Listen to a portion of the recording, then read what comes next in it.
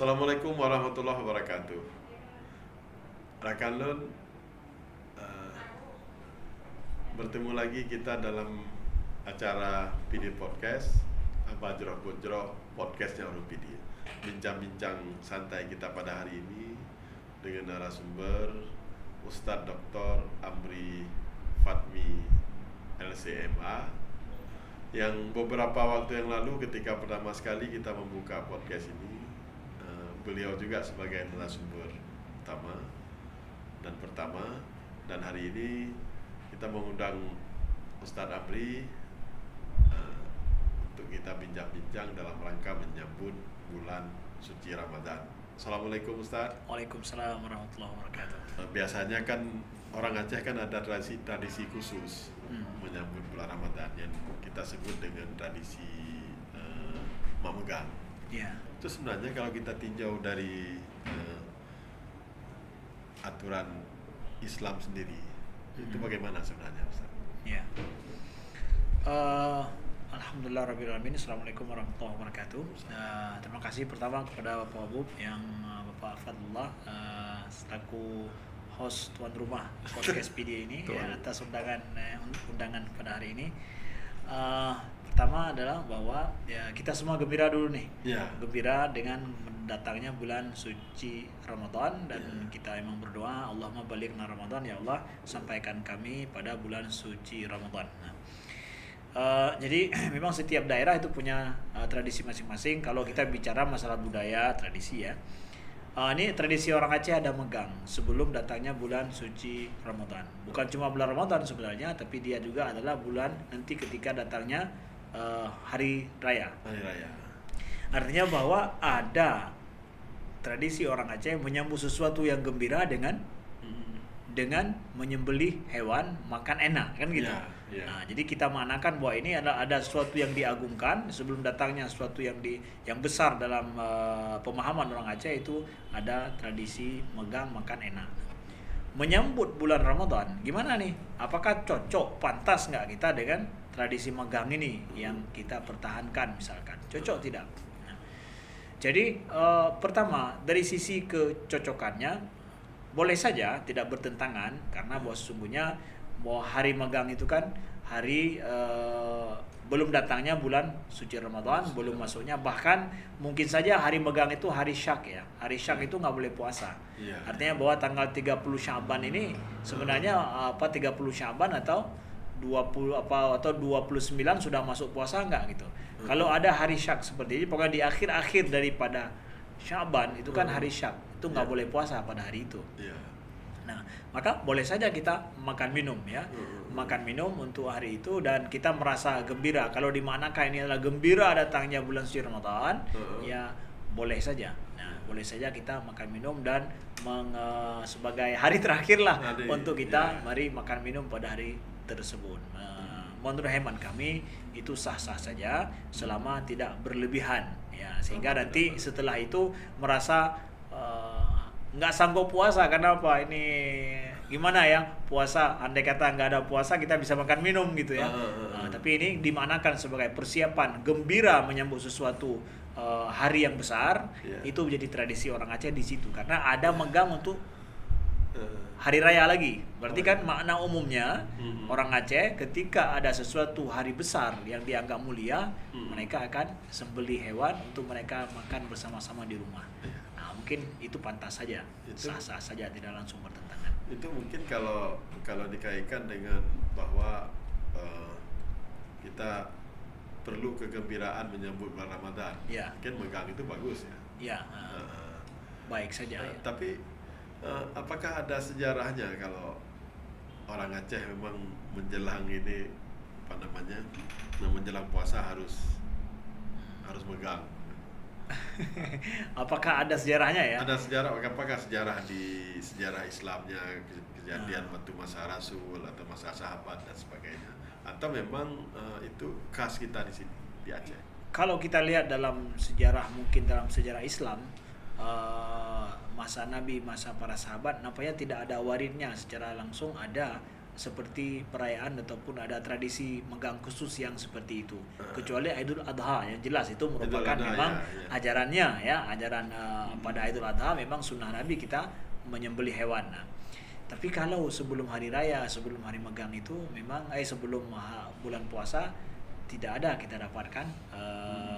Ada nggak yang menjadi cikal bakal orang Aceh ikut tradisi seperti itu? Nampaknya tidak ada.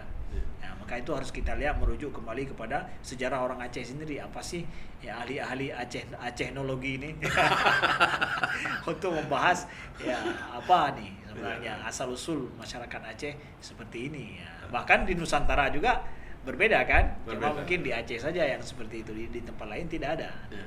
Di tempat-tempat lain saya lihat menjelang masuk bulan Ramadan itu banyak orang melakukan ziarah kubur.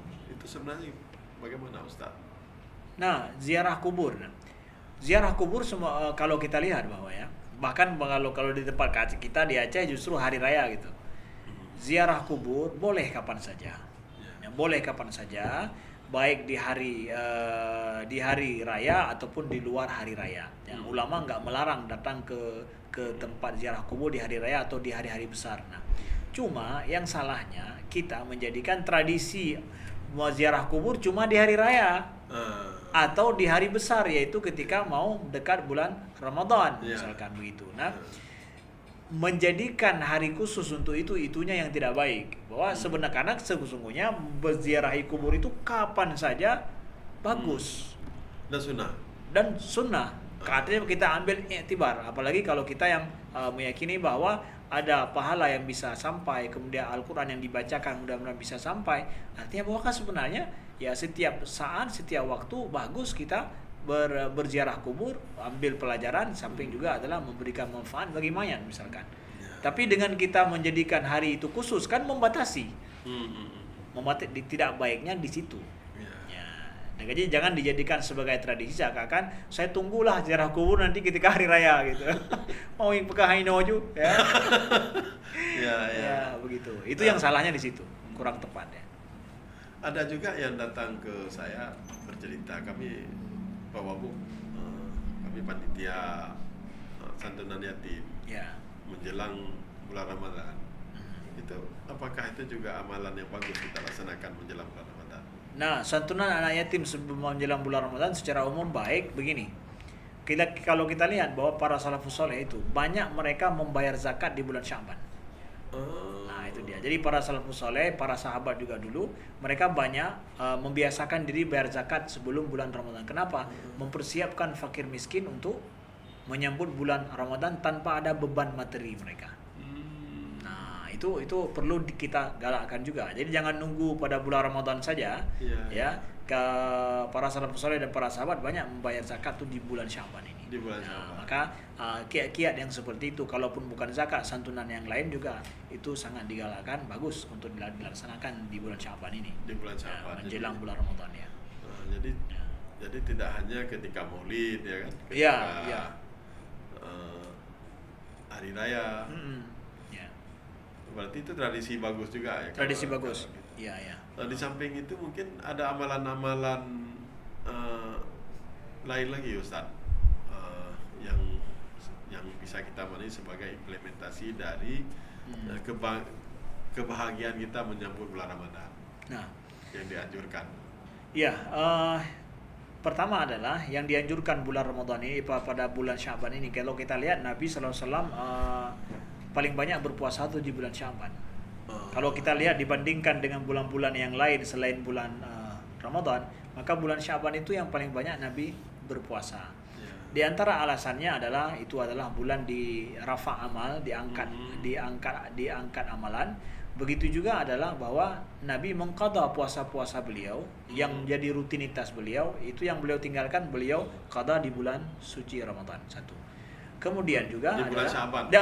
Di bulan Sya'ban ya. Beliau qadha di bulan Sya'ban sebelum datang bulan Ramadan yang akan datang. Artinya bahwa ini masuk tahun baru untuk tahun puasa gitu. Ini akhir tahun untuk puasa nih.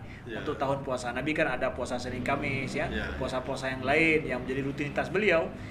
Puasa sunnah itu bisa diqadha di waktu yang lain kalau sudah jadi rutinitas. Nah, kemudian juga bagi wanita-wanita yang mereka masih ada hutang puasanya, nah itu digalakkan supaya ini nih waktu terakhir nih, bulan terakhir untuk mengqadha puasa tersebut. Karena kalau masih ada hutang puasa tahun lalu yang belum dibayar, ya, padahal uzurnya sudah selesai gitu. Ya, alasan halangannya itu sudah selesai, tapi karena nanti udah sampai bulan Sya'ban.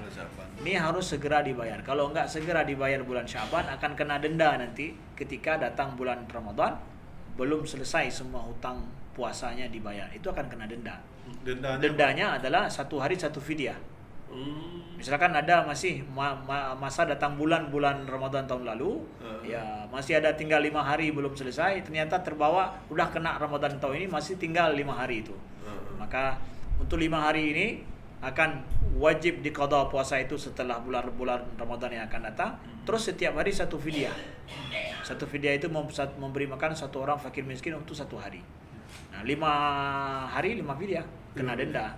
Bisa diganti dengan hari puasa fidyah. Ya, fidyah itu fidyah denda. Ya, fidyah denda. Fidyah denda ini adalah harus beri makan fakir miskin. Oh, harus beri makan. Ya. Tapi yang qadha tetap. Qadha di hari lain tetap. Umpamanya enggak bayar fidyah, cuma diganti dengan denda puasa dengan puasa saja. Dengan qadha puasa saja. Qadhanya jadi 2 hari umpamanya. Oh, enggak. Enggak. Yang qadha tetap 1 hari. Enggak dijadikan jadi 2 hari, enggak. Tapi 1 hari lagi itu adalah kasih makan orang lain. Jangan tahan lapar aja kerjanya, kan? Tahan lapar plus beli makan, kan nanti kan dua ini. Ya. Jadinya 2 macam gitu. Jadi ibadah memberi makan ya, ibadah tahan makan juga iya. Nah, jadi 2. Jadi kena dendanya seperti itu, jumhur para ulama berpendapat seperti itu. Bagaimana dengan tradisi kita yang ini tradisi agak terakhir ke sini sejak zaman HP lah. Iya. Zaman HP menjelang bulan puasa tradisi minta maaf. Oh iya. Judul minta maaf itu bagus, betul, bagian daripada pertaubatan kita mungkin, daripada kesalahan-kesalahan kita. Iya. Cuma dengan adanya HP hari ini cara minta maafnya itu gimana? Cuma hanya sekedar ngirim itu, baca nggak baca ya terserah lo gitu. Terserah lah baca boy kalau kirim lewat kan, medsos. Apakah itu sudah cukup untuk minta maaf sama orang, ya?